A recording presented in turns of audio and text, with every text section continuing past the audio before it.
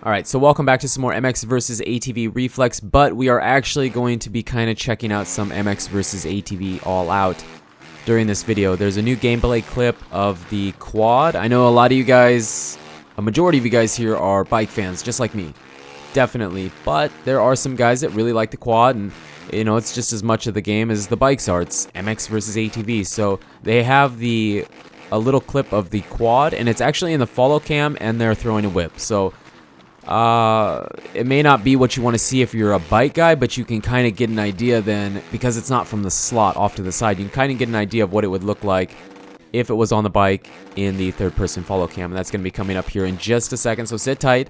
Don't worry, it's coming if you haven't seen it yet, and then we'll throw in some screenshots and a few other things, and then kind of come back to check out this track because it's really awesome. But I'm going to let it play once so you can listen to it, watch it, and then we'll talk about it when it finishes.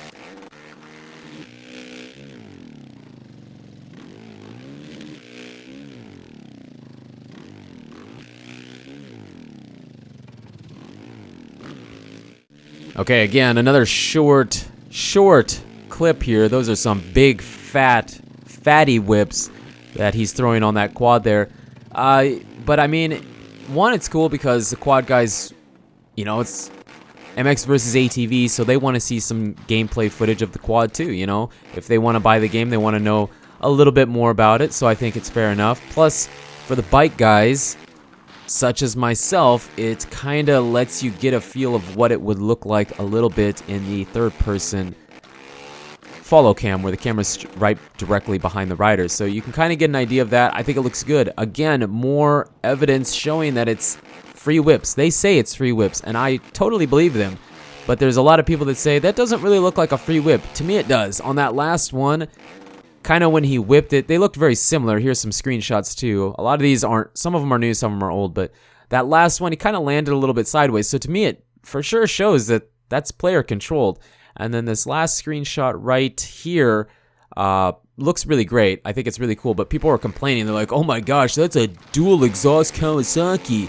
Well, one, it's not a Kawasaki because it's a Nordic rainbow bike.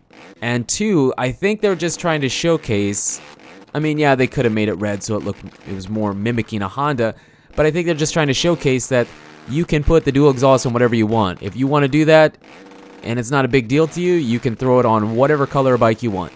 I think that's what they were trying to do. It's not like they were trying to, oh yeah, the Kawasaki's going to have the dual exhaust. No, I think they just did that to show off that you can run the dual exhaust or the single exhaust. It's an option that you can choose from, so I don't know, that's just kind of my 2 cents on that, because I thought that was really, what's the word I'm looking for? I thought that was not something that was worth complaining about, like, oh, I'm not going to buy the game because that's a dual exhaust Kawasaki. It's not a Kawasaki if you're still watching, because a lot of people just watch that first clip and then click off, but if you're still watching, it's not a Kawasaki. It's a Nordic or a rainbow bike that they changed the color scheme on, and then they put the dual exhaust on it. So relax. Any DLC that they might or might not add with the realistic bikes, the actual manufacturers, the OEMs, you know, they've always done a really good job on that. They've looked just like they should, and you know, I'm not worried, but I am like 99% sure we're not going to have the actual manufacturer bikes in the game at launch. I'm sure that'll be a DLC that's been added in. Maybe they've said that already on their Facebook page. I really don't know, but I'm just assuming probably going to be a DLC, which I'm fine with. People complain all the time, but look at all the other games you guys play. Unless you don't play any other games, then I guess the argument could be stronger, but if you play any other games, look at all the DLCs that get pushed out. Pushing some track DLCs and some bike skin DLCs isn't a problem. I don't have a problem with it. It's a company. You know, relax. I think it's fine. If you don't want to, you don't have to. You know, some people say that bike skins matter. This bike's faster.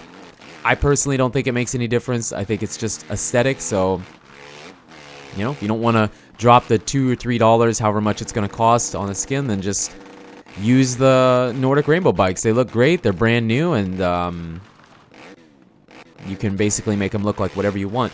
Now, kind of jumping over into the reflex side of it, kind of weird. I feel a little weird doing it like that because this is a custom track that someone put a lot of their time and effort into to make awesome, and they did a fantastic job. That's why we're using it here, because all you guys seem to really care about is the new MX games, which I'm in the same boat with you, okay? I am pumped. It's so close. I'm in the same boat. So kind of throw some of the new with something older, but new because it's a custom track, and it's by Nick DeLeon, and it's called Big Rock. It is awesome. It's really, really rough. He's kind of, that's his calling card, to make really rough, bumpy, rutted tracks, and have, for the most part, they have a pretty good realistic feel to it. Now, this is interesting because a lot of his tracks, or some of the tracks I played by him, you can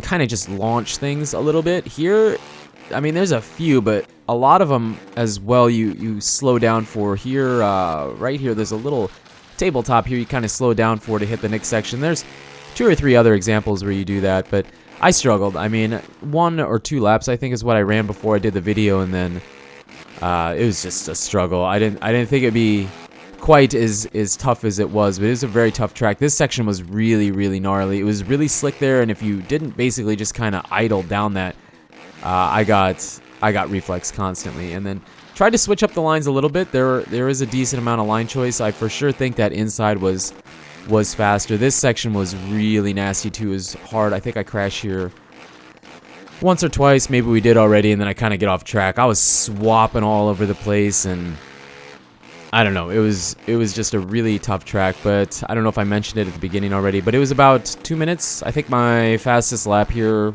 during this little run we had was like 2 minutes and 1 second or something. I was averaging like 2:05 or longer, so for me at least, very just casual reflex guy, I'd say probably around 2 minutes, 2-minute lap times. And that was another jump where you kind of had to slow down for, and this one kind of turned to the left, curved a little bit, and usually I slowed down on that, but that time we kind of hucked over it. So yeah, about 2-minute lap times. Again, his tracks are usually a little bit longer, but this is a new one. It's on the link. People want the link to the track, which, yeah, that would be easier, and I'm just being lazy by not doing it. But basically, I leave the website to where you can go download them. For right now, at least, I'm leaving it in the description. You can click on that, and or at least a lot of the newest ones are on that website. And if not, you can still go to Reflex Central and get them there.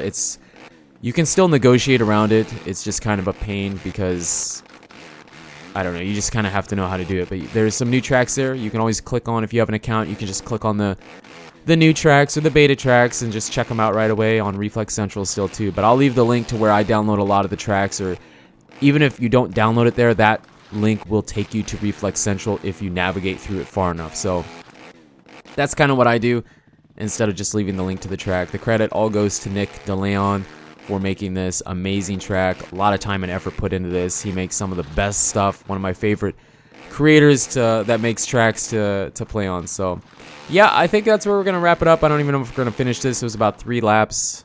I don't even know how long it was. I think it was about 3 laps, so I don't know. Wanted to get this out to you. I'm sure there'll be a lot more information coming in the next few weeks. Plus, we have the Monster Energy Supercross game to be getting excited for, and that'll be coming very, very soon. Only like 2 weeks away, something like that, 2.5 weeks. I'm not 100% sure. And let's see. I think this is the final lap. But yeah, I think that's going to wrap it up. You guys and girls are absolutely amazing. Thank you so much for the support on the channel lately. It really means a lot. So until the next video, take it easy.